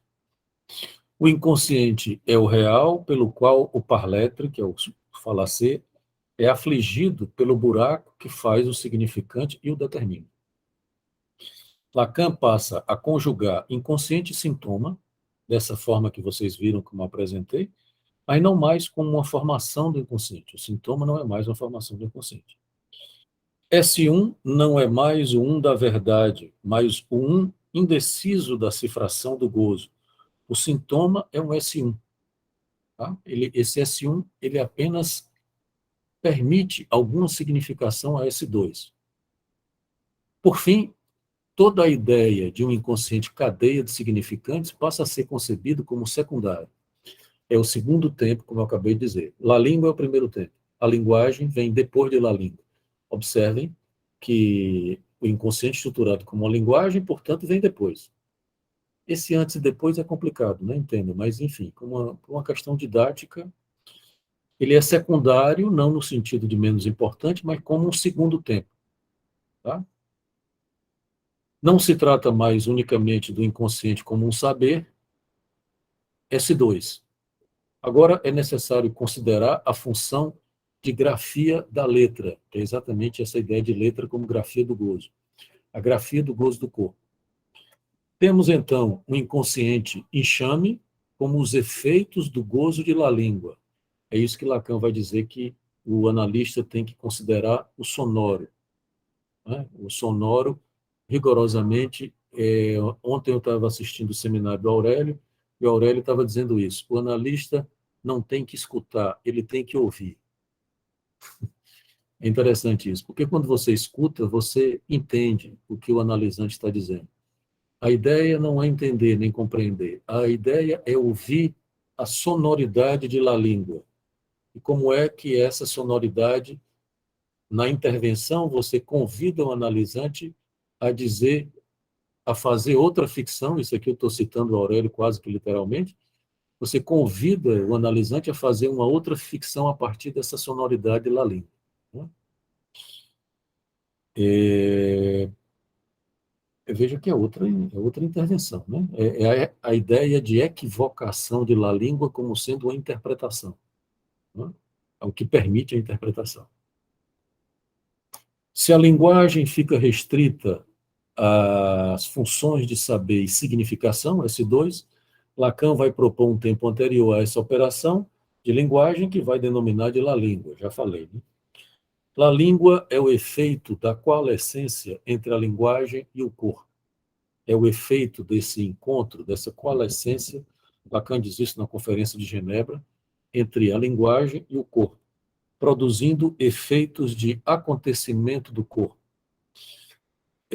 Uma substância gozante, que Lacan vai dizer que é o primeiro corpo. Né? O primeiro corpo é essa substância gozante. S1 tem por função grafar o gozo do corpo.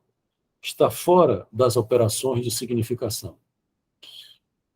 E o sintoma, por exemplo, nós podemos entender como a partir daí a gente pode entender a definição que Lacan dá de sintoma como um acontecimento do corpo e não mais como uma formação do inconsciente. O sintoma se enraiza no corpo, é um efeito do inconsciente no real.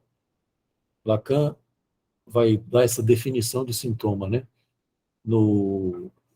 Eu acho que agora é no seminário 23, se eu não me engano, que ele vai dar essa definição, né?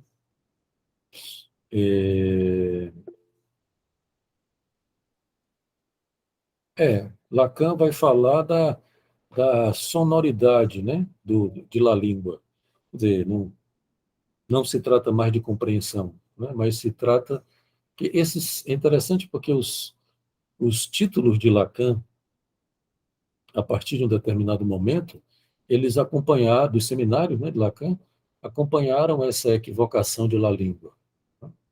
Por exemplo, o encore, em francês, né, encore, que se traduziu, você pode traduzir por ainda, ou foi traduzido por mais ainda, mas encore também é no corpo, encore. Né?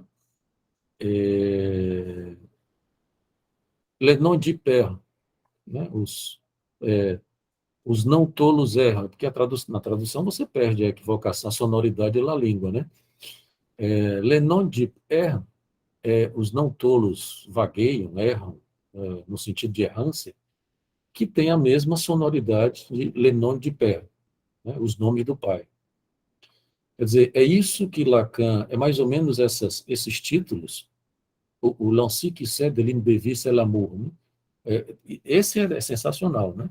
Que é o título do 24. O próprio RSI, que é heresia, né? RSI é heresia, né?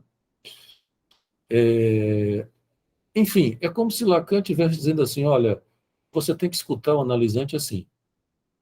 Escutar não, ouvir, para usar a proposta do Aurélio, né? Ouvir o analisante assim, essa sonoridade de La Língua, né? Sim, não deixa de ser uma musicalidade, né? A música tem isso, né? A música nos afeta de uma maneira eminentemente sonora, né? Quer dizer, você não tem, por exemplo, as músicas, mesmo as músicas que não têm letra, né, para usar a lógica do significante, elas nos afetam sem a gente saber muito bem por quê, né? Quer dizer, que entra no corpo, né? A música entra no corpo, faz o É corpo. muito, Tá. Oi. é muito curioso. Eu estava pensando nisso quando a gente ouve as músicas em língua estrangeira. Às vezes eu não faço a menor ideia do que o cara tá falando, entendeu? Mas aquilo dá um sentido para mim, ou balizador, né, de alguma coisa que, enfim, provoca algum tipo de consistência, de elaboração, mesmo que eu não saiba porra nenhuma do que o cara tá falando. Pois é. Pois é, isso mostra, por exemplo, que a linguagem não é propriamente uma questão de significação ou de comunicação, pelo menos para a psicanálise, não. É claro que no laço social ou num segundo tempo ela serve para isso, para a gente se comunicar e tal. Mas o que nos afeta do ponto de vista estrutural está no tempo anterior, na melodia, né, da música, na melodia da letra, né? Bom, deixa eu terminar o sintoma, né? O sintoma, portanto, é um S1 que nomina o real do gozo do corpo. Ele é o nome do gozo, o verdadeiro nome, como diz Lacan. Ele é praticamente o nome próprio, né? É por isso que o sintoma é tão importante. É por isso que o Lacan, no 24, vai propor uma identificação com o sintoma, como fim da análise. Quer dizer, o nome do gozo é o verdadeiro nome, é o cavalo do Hans, o rato do homem dos ratos, o lobo do homem dos lobos. A gente tem uma atividade lá com o pessoal do MEBIS, que a gente chama de sarau, que a gente está estudando o homem dos lobos. E é muito interessante o efeito que tem para o homem dos lobos se autonomear de o homem dos lobos. Que a gente né, a história dele, ele foi atendido pela Ruth Brunswick, depois do Freud, né, e depois ele deu uma entrevista. Na entrevista de 79, ele diz isso: eu sou o Homem dos Lobos. É interessante, né? Ele passou a ser um nome próprio, né? Um nome que o nomeia, é muito curioso, né? O Homem dos Lobos, a gente hoje sabe que ele estava meio passeando pela psicose, né? Não era propriamente um obsessivo, como a gente supõe, o próprio Freud supôs e tal. Mas, enfim, a Professor, extração... Oi. eu já lhe interrompi demais, mas só uma curiosidade para não lhe interromper mais. O Christian Dunker, ele pega uma tradução em francês do Homem dos Lobos, do caso do Homem dos Lobos, e ele pega um significante muito interessante que o Lacan usou. Ele fala, esse caso borderline, Uhum. podemos falar, blá, blá, blá, blá. Achei muito interessante essa nomenclatura que ele usou, borderline, né?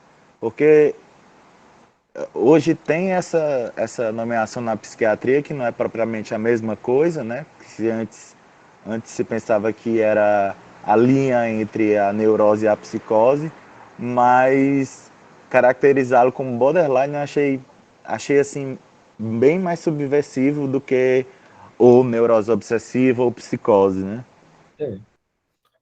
É, mas sim, no fim das contas, por exemplo, o Husserl, que é um dos autores que a gente está lendo sobre isso, ele vai colocar o Homem dos Lobos no campo das psicoses, né? Ele vai dizer que ele se organiza a partir exatamente dessa nominação que ele encontrou como Homem dos Lobos. Mas, pelo menos até onde eu entendi, ele é um border, vamos dizer assim, porque ele se organiza, se desorganiza, né? A análise dele com a Ruth Brunswick foi muito importante, né? Deu uma organizada nele, mas ela teve que trabalhar, por exemplo, a transferência dele com Freud, porque a transferência dele com Freud era muito forte, né? Porque foi Freud que nomeou ele, né? Quando Freud publica o caso dele, ele ganha essa nomeação social, no lar social, de Homem dos Lobos, né? Quer dizer, Freud salvou o cara, né? No final das contas. o Husserl diz isso, de que ele acreditava que era o paciente mais importante de Freud.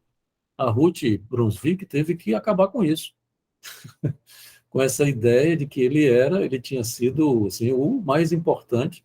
Ele realmente é o caso que Freud publicou mais complicado da face da Terra, né? Eu digo para os meus alunos na universidade, olha, leiam o Homem dos Lobos, porque você vai ver o Freud tendo problemas na clínica, tendo dificuldade na clínica, aí você pode dizer, porra, se o Freud teve problema, por que eu não posso ter, né? É muito interessante, o Freud embananado, vai para lá, vai para cá, né? Todo complicado. É muito difícil o caso para o Freud, né? O caso do Homem dos Lobos, né?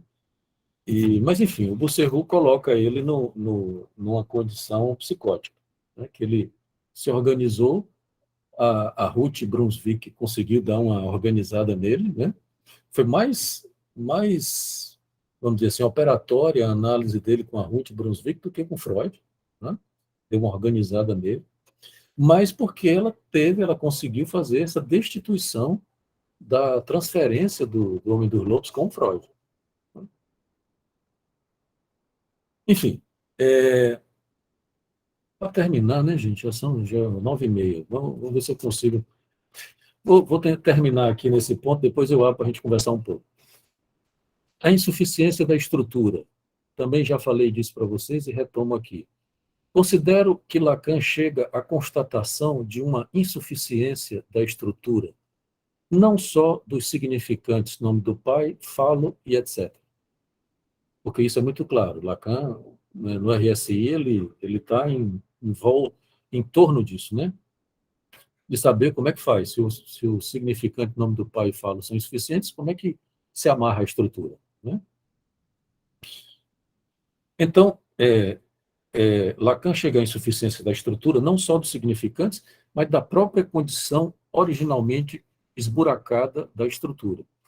Se não é mais o nome do pai que dá essa consistência ou essa amarração à estrutura, e veja a importância disso, de você sair da religiosidade ou do Até me gaguejei. Patriarcalismo, né? A acusação de patriarcalismo na psicanálise é muito importante, porque você reposiciona a psicanálise. Não é mais o nome do pai, e se não é mais o nome do pai que dá essa consistência e essa amarração à estrutura, o que daria? É exatamente isso que permite a Lacan operar uma pluralização dos nomes do pai. Tá? Ele começou a fazer isso no Seminário 11, que o título do seminário, eu falei disso também no encontro nosso esse semestre. O Seminário 11 iria se chamar Os Nomes do Pai, no plural. Ele deu uma aula, que está publicada, vocês encontram uma aula desse seminário, e aí veio a excomunhão, né? A expulsão dele da IPA. Ele interrompeu o seminário, disse que nunca mais ia falar disso, não conseguiu. Ele volta a isso exatamente no Le Nom du Père, né? Os nomes do pai, mas nessa equivocação de la língua. Mas, enfim, ele faz uma pluralização do nome do pai. Não é exatamente porque não existe um, ele abre o nome do pai ao infinito. Né? Como a estrutura não está mais sustentada no nome do pai, Lacan se pergunta o que é sustenta, já que agora se trata de um enodamento e não de um ponto. Com isso, Lacan modifica a função do nome do pai, dando a ele uma função nominante. Tá? Ele inverte o nome do pai, denominando de pai do nome. A principal função do pai agora é de nominação. A função do nome do pai, enquanto pai do nome, passa a ser não mais uma metáfora paterna, mas uma nominação que enoda a estrutura. Tá? Que você poderia imaginar. Ele brinca com a história do nome de Deus, né? O nome de Deus na religião, no judaísmo, e no próprio cristianismo também são impronunciáveis, né? Deus não tem nome. Deus não é o nome de Deus, né? Então, é como se você tivesse que supor qual foi o primeiro nome de onde se originam todos os nomes. Né? O nome de Deus, que é impronunciável. Aí Lacan chama o nome de nome de nome. Esse é o primeiro nome, né? O nome tem um nome e tem um nome que nomeia esse nome do nome. Essas três posições do nome. Esse nome de nome é como se fosse o primeiro nome que nomeia tudo, né? Ele brinca também no Seminário 23, ele lembra que Deus chama Adão para nomear as coisas, né? Que Deus cria as coisas e tal, né? E no Gênesis está lá, e aí Deus chama Adão para nomear as coisas. Aí o Lacan brinca, olha, antes da nomeação do Adão tem o Fiat Lux. O buraco vem primeiro, né? É interessante isso, né? E depois ele, inclusive, diz, eu até cito aqui, mas já vou antecipar, ele vai falar da Eva, né? Que Eve, em francês, tem uma sonoridade com Evi, que Evi é vida, né? Eve é Evi, é vida. Então, o Lacan diz assim, o buraco vem primeiro. Portanto, a vida vem primeiro. Me lembrei da Evita, do Perón, né? Enfim, a Eva vem primeiro, o buraco vem primeiro. Né?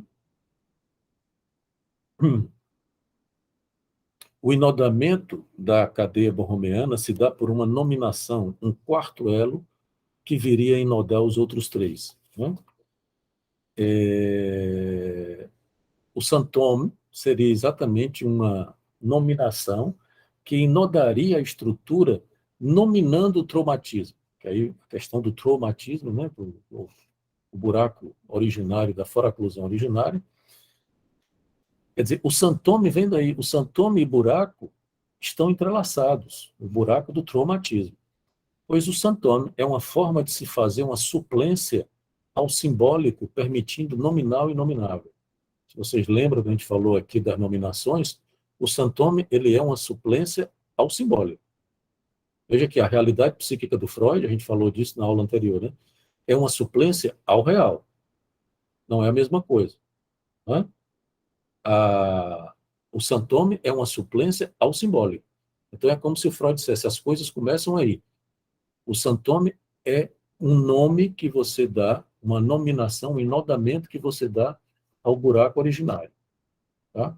Porque o simbólico não consegue nominar o real, o buraco, então ele precisa de um santome para fazer essa nominação, tá? Fazer uma suplência a essa impossibilidade.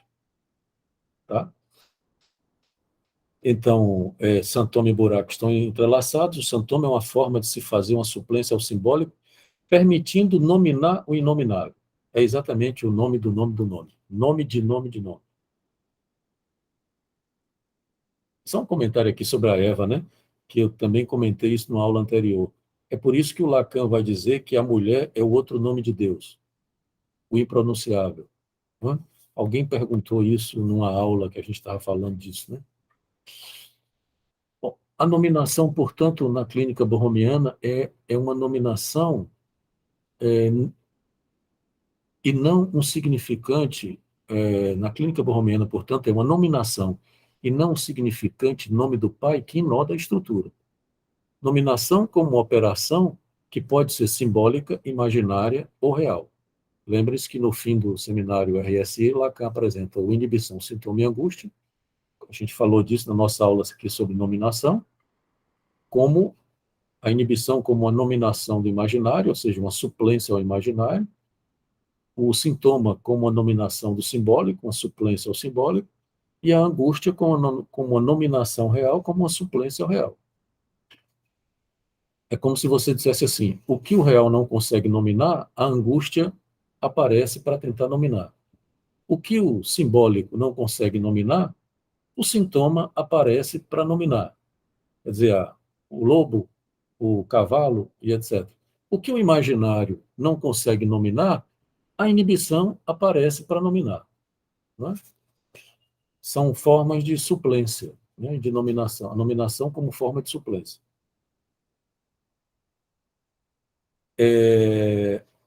Então, para concluir essa história do nome do pai, né, quer dizer, é essa nominação, portanto, que possibilita o sujeito dispensar o pai, contanto que possa dele se servir. Lembrem que no seminário 23, Lacan aparece com essa proposta, né, de que o sujeito precisa dispensar o pai, contanto que possa dele se servir. Né? Quer dizer, é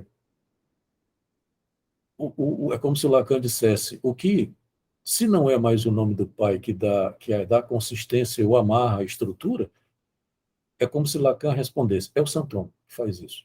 Né? Tudo bem que aí tem uma polêmica, porque depois ele vai dizer outras coisas, né? Mas no 23 ele diz isso. No 23 ele diz exatamente que o sujeito deveria dispensar o pai, contanto que possa dele se servir, ou se servir dele. O Joyce, por exemplo, prescindiu do pai sem ser psicótico, sem se tornar psicótico, né? E fez uma outra coisa, uma outra nominação pelo simbólico, que foi exatamente o que Lacan chamou de santoma. Lacan está, enfim, ultrapassando a condição religiosa de Freud, que sustenta a estrutura pelo nome do pai. Isso é a própria crítica do Lacan a Freud, no começo do RSI. Agora, estamos diante do buraco da estrutura, mas também do fracasso das suas movimentações e enodamentos. A cadeia sempre erra, e aí a questão do lapso, que nós também falamos, né? Sempre tem um lapso. A cadeia sempre erra, sempre um lapso que precisa de reparação. Há sempre uma suplência a ser feita à estrutura. Suplências, nominações e santome são essas reparações possíveis operadas pelo parletre, que não é só o sujeito, né? O parletre é o sujeito mais o corpo, mais o RSI. A clínica borromeana é uma clínica das suplências, porque convoca o parletre a operar suplências e inventar novas nominações. A noção de foraclusão, para concluir, tá? E agora eu vou concluir mesmo, para a gente conversar um pouco. A noção de foraclusão passa a ser concebida como uma operação de estrutura na forma de uma foraclusão originária. Veja que não é mais a foraclusão como determinante da psicose. Não se trata mais da foraclusão do nome do pai, mas da condição esburacada da estrutura. Lacan generaliza a foraclusão porque generaliza o buraco. Eu vou terminar aqui, eu ainda falaria um pouco dessa crítica, né, do Lacan a Freud, a história do nó de Freud e tal, mas como eu falei na aula anterior, eu vou recomendar que vocês assistam o vídeo da aula anterior que eu falo nisso. E vou deixar esse tempinho aí, esses 15 minutos, 20 minutos, para a gente conversar, discutir, tirar dúvida. Ok? É isso.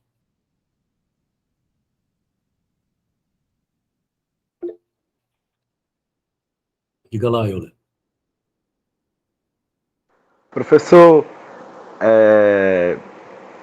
você falou que caracteriza um psicanalista, eu não me recordo o nome que você falou, caracterizou o Homem dos Lobos como psicótico, né? O Busserru. E como é o nome dele? Busserru. Ah, o Serru, tá certo, Bu. beleza. Bou. Vou escrever aqui no chat. Tá, Mas tá diga lá. bom. Eu fiquei me perguntando, pela errância que caracterizou a própria biografia do Homem dos Lobos, se agora é uma questão, tá? Feita na minha grande humildade aqui. Se agora se a gente não poderia pensar muitas vezes numa psicose que não passaria pelas formações elementares. Não, mas ele teve. Porque Mas ele teve.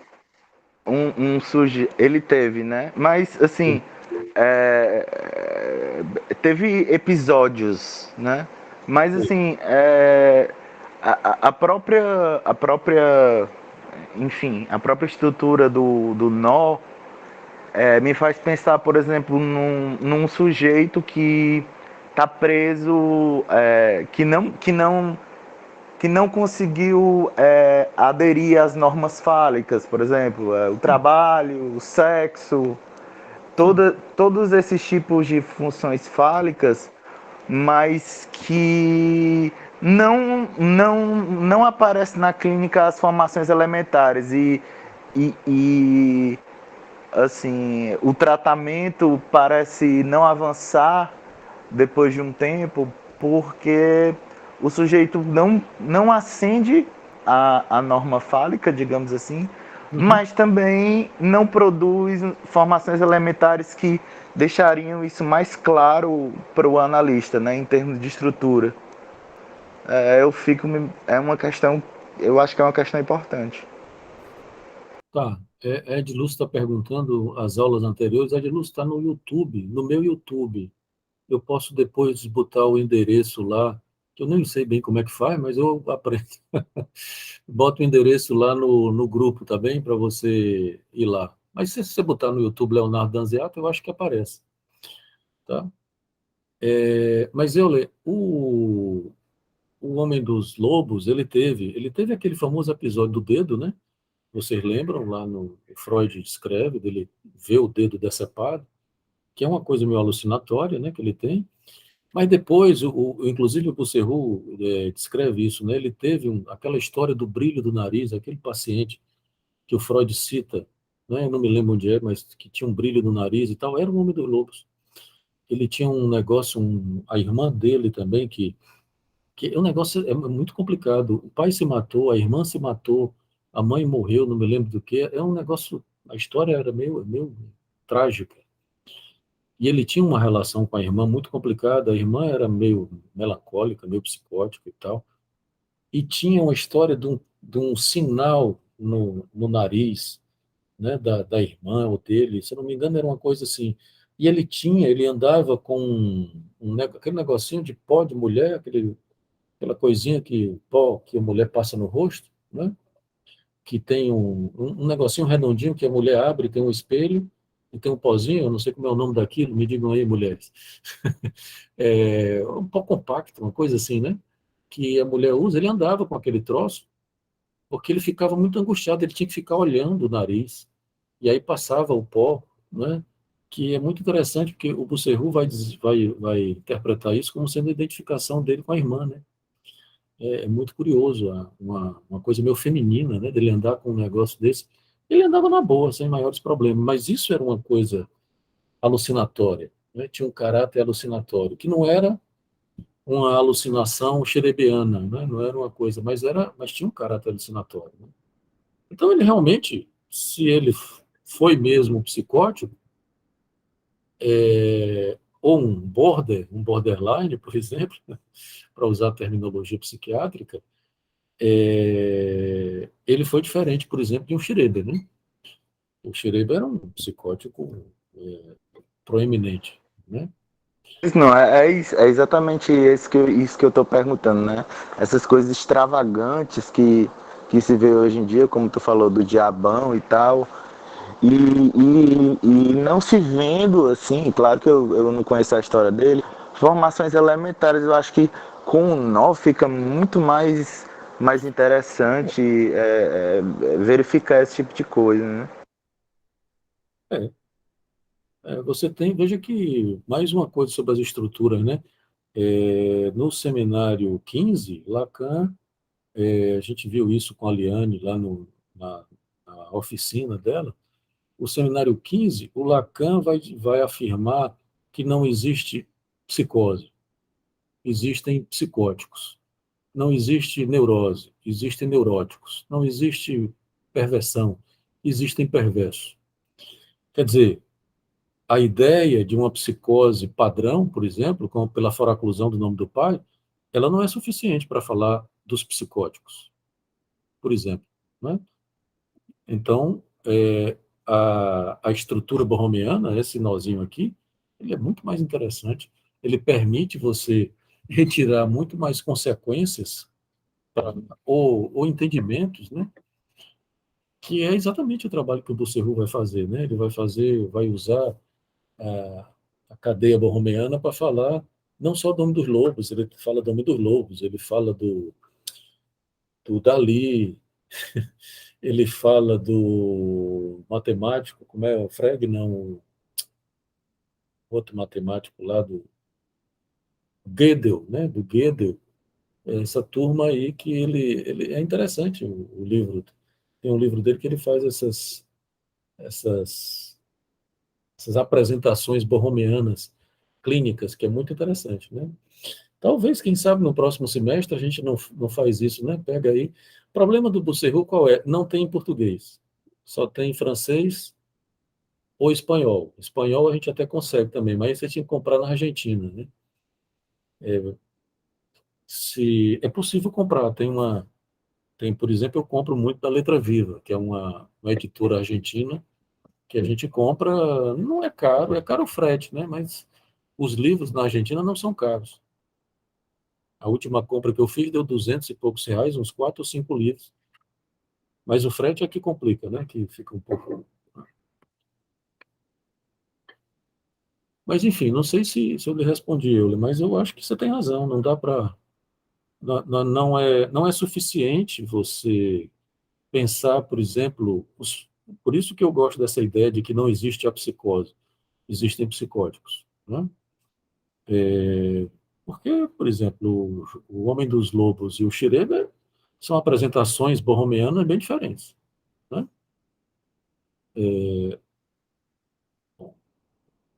O Qualquer. próprio, o próprio James Joyce, né? Que não era psicótico, mas foi classificado aí pelo Jung como psicótico e fez aí o Diabo 4 aí com, a, com a escritura para. Eu falei do Diabão, agora falei do Diabo 4, né? E aí é isso aí, eu acho mais interessante mesmo. O Joyce não era psicótico, mas a filha ela era, né? E o filho também era um alcoólatra que terminou morrendo. Os filhos dele, quer dizer, o nome do pai ele não transmitiu os filhos. E ele tinha uma relação muito estranha com a filha, que era a Lúcia, que ela dizia que era telepata. E A ele filha acreditava. da Clarice Lispector era esquizofrênica. Ela tinha uma filha esquizofrênica e ela se culpabilizava. Ela falava pro Ferreira Goulart: tem alguma coisa que eu fiz de errado e tal, não sei o quê. E o próprio Ferreira Goulart, os dois filhos dele são esquizofrênicos, eu acho, ou são três, assim, O enfim. Ferreira Goulart tem um filho esquizofrênico. Mas, enfim, ele tinha uma relação muito estranha com a Lúcia, porque a Lúcia, ele queria convencer os psiquiatras de que a Lúcia realmente era telepata, né? Ele acreditava no delírio da Lúcia, né? E a relação dele com a mulher, era o nome da mulher, esqueci o nome da mulher do Joyce também, né? Que Lacan vai dizer que o Joyce e esqueci o nome da mulher dele, né? Mas enfim, que eles ilustravam que a relação sexual existia, né? É muito curioso, que é uma relação assim muito estranha, muito doida, muito complicada, né? A própria Clarice, né, naquela entrevista, ela fala que quando ela não escreve, ela tá morta. Ela tá morta quando não escreve, entra numa melancolia terrível, né? É muito difícil você definir a estrutura da Clarice, por exemplo, pelos livros dela, né? É uma coisa muito... Nem é uma boa ideia, porque na verdade, por exemplo, isso que Lacan fez com o Joyce não se deve fazer, né? A gente pode até, tudo bem que você faz até um exercício teórico, clínico e tal, mas é uma coisa questionável, né? Você dar diagnóstico assim, né, para alguém que não está na sua clínica, por exemplo. É uma coisa que é possível questionar. A gente dá um refresco para o Lacan porque tem uma série de desenvolvimentos e de avanços, não o desenvolvimento, né? Os avanços teóricos de Lacan que são importantes, né? Mas serve pelo menos para dizer que o Joyce não era psicótico, né? Por exemplo. Coisa que, como você disse, o Jung diagnosticou, né? Queria interná-lo, inclusive. Ainda bem que não conseguiu, né? Mas bom, gente, então acho que a gente pode parar por aqui hoje, né? Se vocês não têm mais nenhuma questão, já são quase 2 horas. Eu Marco, gostaria de te pedir um esclarecimento. Você mencionou o livro do Milner. Milner. Milner. É a obra clara, é esse aqui, ó. Obra clara? A obra Ah, clara. Não sei se você está sim, vendo. sim, aham, tá bem, muito obrigada. Esse livro é ótimo. Eu gosto muito do Milner. Uhum. Tem um outro também muito bom que se chama O Amor à Língua. Isso, Ele é, esse eu tenho é, também, esse eu tenho. ele é linguista, né? Você sabe que ele é Uhum, linguista de sim, formação. Ele se tornou analista, né? Se eu não me engano, ele foi analisante do Lacan. E esse livro dele é muito bom. Muito interessante, né? obrigada, muito obrigada. Tá bem. Obrigada por hoje, por todas as aulas do semestre. Muito Tá certo. esclarecedora e generosa. Tá certo. A gente continua no próximo semestre, vamos ver qual o recorte. Vocês podem propor também um recorte para a gente fazer dentro dessa ideia, dentro da topologia das cadeias borromeanas, né? Vocês podem fazer um recorte, propor um recorte, vão pensando aí, até agosto a gente define, tá bom? Mas aceito propostas, fiquem à vontade, tá bom? Eu tô completamente transtornado aqui. Vou me deitar para elaborar aqui as coisas. Tá bom. Vou parar aqui a apresentação. Professor, eu quero dar os parabéns para o senhor. Obrigado, Muito professor. boa